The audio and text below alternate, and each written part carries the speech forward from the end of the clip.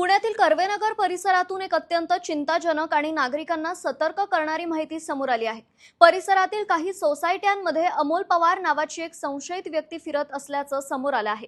ही व्यक्ती स्वतःला ब्राह्मण युनिटी संस्थेचा प्रतिनिधी असल्याचं सांगत नागरिकांकडून माहिती गोळा करत आहे। धक्कादायक बाब म्हणजे संबंधित व्यक्ती सोसायट्यांमध्ये जाऊन किती फ्लॅट बंद आहेत, किती वयोवृद्ध नागरिक राहतात, लहान मुलांची संख्या किती आहे, अशा अत्यंत संवेदनशील आणि वैयक्तिक माहितीची विचारणा करत असल्याचं समोर आलं आहे।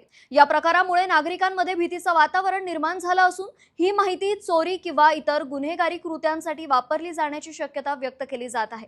त्यामुळे नागरिकांनी कोणत्याही अनोळखी व्यक्तीवर लगेच विश्वास ठेवू नये, ओळखपत्र तपासल्याशिवाय सोसायटीमध्ये प्रवेश देऊ नये आणि संशयास्पद हालचाली दिसताच तात्काळ पोलिसांना माहिती द्यावी असं आवाहन करण्यात आलं आहे। विशेष म्हणजे सोसायटी कमिटी आणि सुरक्षा रक्षकांनी देखील अधिक सतर्क राहण्याची गरज व्यक्त केली जात आहे।